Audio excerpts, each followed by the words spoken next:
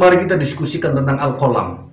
Kalau Anda memahami tentang qalam itu, maka Anda, saya yakin, harusnya tidak lagi menjadi mukhibin. TV Al-Waha, Hot Inspiration.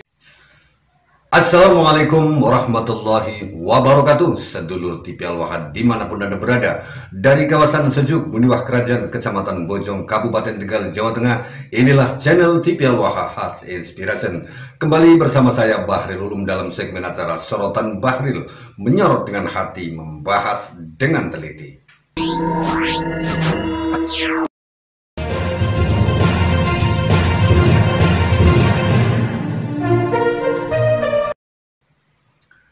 Sedulur TV Al-Waha, baru saja kita mengupload sebuah video tentang seorang ustadz bernama Ustadz Fajar Husein yang berasal dari Mojokerto, yang dimana dia memiliki sebuah majelis taklim rutin 2 minggu sekali setiap hari Ahad, mengatakan bahwa PW Laskar Sabilillah itu laskar bayaran, mengatakan bla bla bla yang sudah kita reaksi dalam video sebelum ini, sedulur TV Al-Waha. Ternyata dia langsung memberikan klarifikasi. Apa yang terjadi? Kenapa tiba-tiba kemudian dia menjadi ketakutan semacam itu? Tidak berani jumawa, tidak berani terus mengadakan perlawanan kepada perjuangan Wali Songo Indonesia Laskar Sabilillah, sedulur TV Al-Waha. Jadi begini, sebelum saya mempublikasikan video tersebut, banyak sekali video dia, ceramah dia yang mengatakan seperti ini. Salah satu sedikit dari cuplikannya bahwa dia mengatakan PW Laskar Sabilillah itu laskar yang dibayar 200.000 untuk membongkar makam, untuk menjegal Habib yang Musalawatan dibayar 500.000, dan kiai-kiai ini juga, pokoknya kayak gitu. Bisa Anda lihat di video sebelum video ini, sedulur TV Al-Waha. Nah, begitu saya mau mempublikasikan dalam beberapa grup PWLS, nomor dia itu di-share di grup, dan saya langsung menghubungi nomor tersebut. Ternyata nomor yang saya hubungi itu mengaku bahwa ini bukan nomornya Ustadz Fajar Husein, tetapi nomor kakaknya. Nah, ini screenshotnya, saya menghubungi dia, nomor kakaknya, dan saya baru bertanya, apakah ini nomornya Ustadz Fajar Husein Mojokerto gitu. Saya baru bertanya, tapi baru bertanya semacam itu, tampaknya si pemilik nomor ini yang mengaku kakaknya langsung paham apa maksud saya bertanya apakah ini nomornya Ustadz Fajar Husein, sehingga langsung dijawab, saya sudah perintahkan adik saya untuk menghapus videonya, dan sudah disampaikan kepada Kiai Moharor untuk meminta maaf, untuk membuat video klarifikasi. Jadi dia sendiri sebagai adik lah ya, kita menghubungi kakaknya, karena yang kita dapatkan nomor tersebut adalah nomor Ustadz Fajar Husein. Ternyata Ustadz Fajar Huseinnya bukan nomor itu, tapi nomor kakaknya, dan kakaknya akhirnya mungkin karena begitu banyak yang menghubungi beliau, kakaknya ini, akhirnya dia mungkin marah kepada adiknya, si Ustadz Fajar Husein ini marah, dimarahi dia, kok berani-beraninya melawan PWI Laskar Sabilillah. Jadi kan kamu itu, akhirnya dia runtak sendiri kan, barangkali jantungnya berdebar-debar, terus jantungnya pindah ke pantat atau kemana, sehingga akhirnya dia ketakutan dan dia mau tidak mau harus membuat klarifikasi sebelum ada pergerakan dari perjuangan Wali Songo Indonesia Laskar Sabilillah, sedulur TV Al-Waha. Nah, seperti sedulur dari channel Air News, saya juga sebenarnya pengen sekali kalau dekat kita ketemu lah di mana. Saya tidak akan nantang si Ustadz Fajar Husein ini untuk baca kitab kuning lah, percuma. Kalau sesama santri terus tantangan, ayo seberapa jauh baca kitabnya, lo kitabnya sama, dibaca sama kan gitu kan. Adapun ada perbedaan sedikit atau banter atau pelan-pelannya dan sebagainya, itu hanya perbedaan sedikit saja. Tapi yang saya pengen, kalau ketemu dengan Ustadz Fajar Husein ini, saya pengen melihat seberapa dalam pemahaman Anda, Mas Ustadz Fajar Husein, tentang satu kata firman Allah yang pertama kali diturunkan. Seperti yang saya ulas di video sebelum ini, bahwa Anda itu saya yakin 100% belum membaca, baru membaca literasi yang bernama kitab kuning, itu pun mungkin baru kitab fikih, kitab tauhid aja belum dibaca, ya. Ihya Ulumuddin belum dibaca sepenuhnya, saya yakin itu. Jadi kitab-kitab yang masih ya kayak mungkin Salamut Topek, Aqidatul Awam barangkali yang masih rendah-rendah itu terus sudah bisa baca kitab kuning langsung kayak begitu. Mungkin Arba'in Nawawi paling kayak gitulah, hafal-hafalnya yang kecil-kecil aja. Tapi sudah berani mengatakan kiai-kiai yang ada di PWLS itu kiai-kiai buangan NU lah sih, kapasitas ente sebagai apa? Saya hanya ingin mengajak Anda, saya tidak ingin mengajak Anda berdebat tentang bagaimana apik-apikan baca kitab kuning, dalam-dalaman memahami tentang isi kitab kuning. Coba, kemarin saya bilang bahwa Anda 100% belum membaca. Iqra.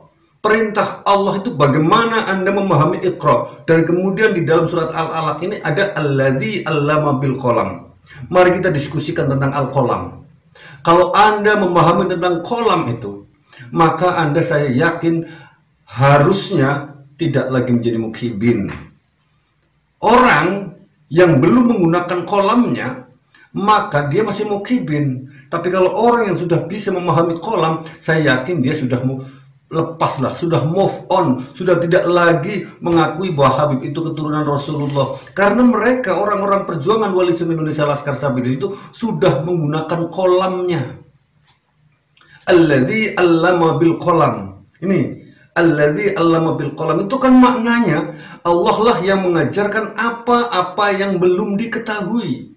Nah, Anda belum diajari apa-apa yang belum diketahui itu karena Anda belum menggunakan qalam Anda. Tetapi teman-teman di perjuangan Wali Songo Indonesia Laskar Sabilillah dari pusat sampai bawah, itu saya yakin mereka menggunakan qalamnya. Mau tahu apa itu qalam?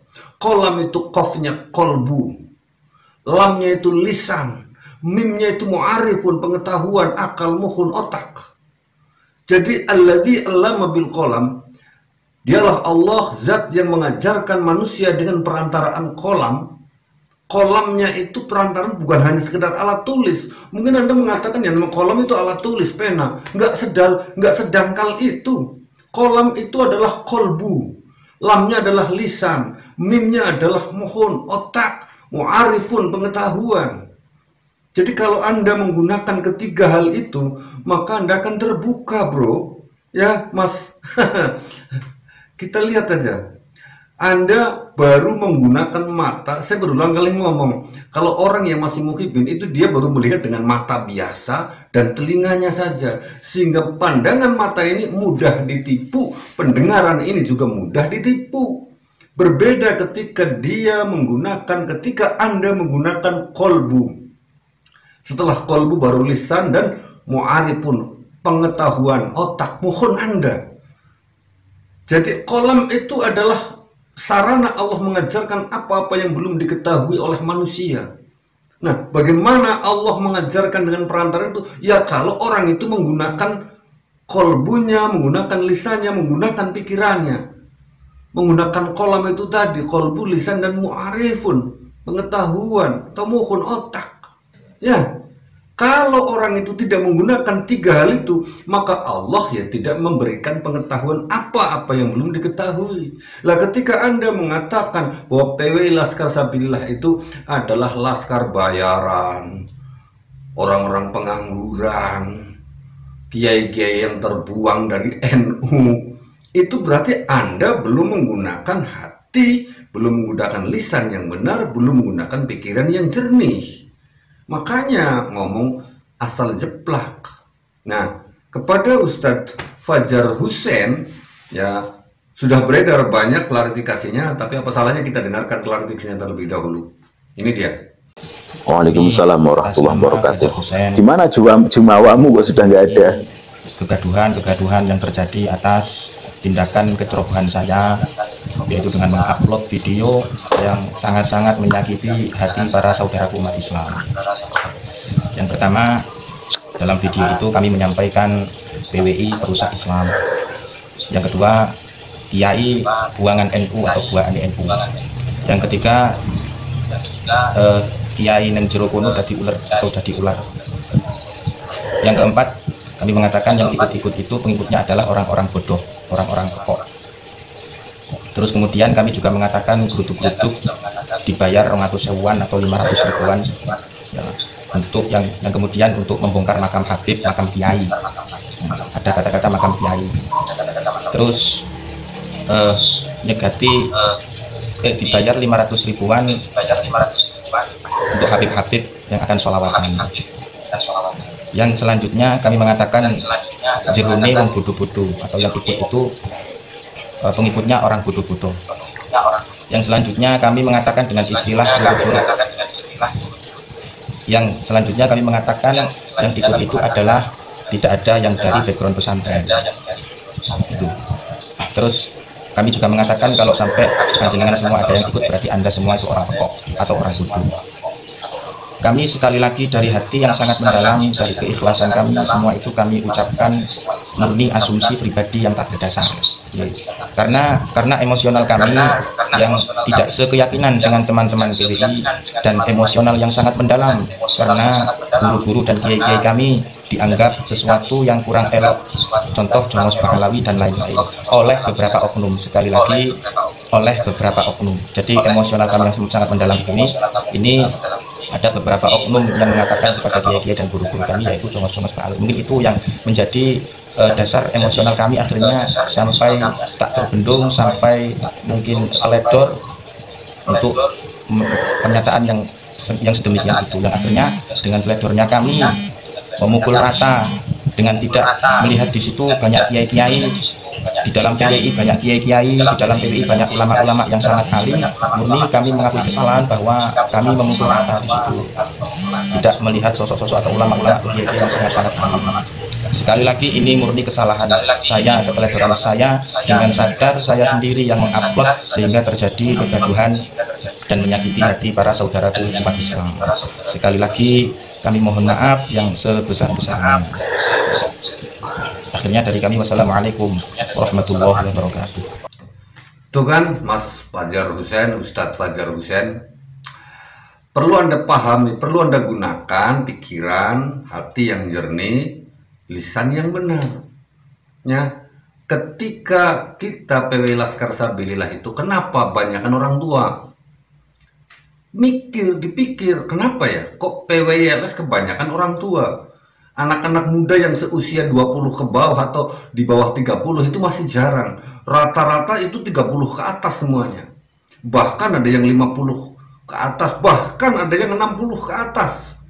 Saya sendiri banyak sekali anggota-anggota PWI-nya itu rata-rata katakanlah boleh antara yang 60 ke atas dan yang 50 ke atas atau 40 ke atas. Itu semangatnya luar biasa dari orang-orang yang lebih sepuh, yang usianya di atas 60 tahun. Mereka memiliki kepedulian yang sangat luar biasa. Ini harusnya dipertanyakan. Jadilah sebuah pertanyaan, kenapa PWLS kebanyakan anggotanya orang-orang yang sudah sepuh-sepuh, kiai-kiai sepuh. Coba lihat, Kiai Haji Marzuki Mustama sudah berapa beliau usianya sudah berapa. Kiai Haji Said Akil Siraj, mantan ketua PBNU loh.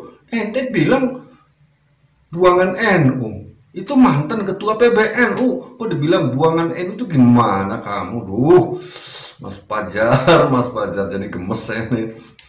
Jadi gemes saya beneran. Harus ada pertanyaan, kenapa orang-orang tua? Jadi gini ya Mas Fajar, tak jelasin. Kenapa PWI Laskar Sabilillah itu masih kebanyakan didominasi oleh usia 40 ke atas?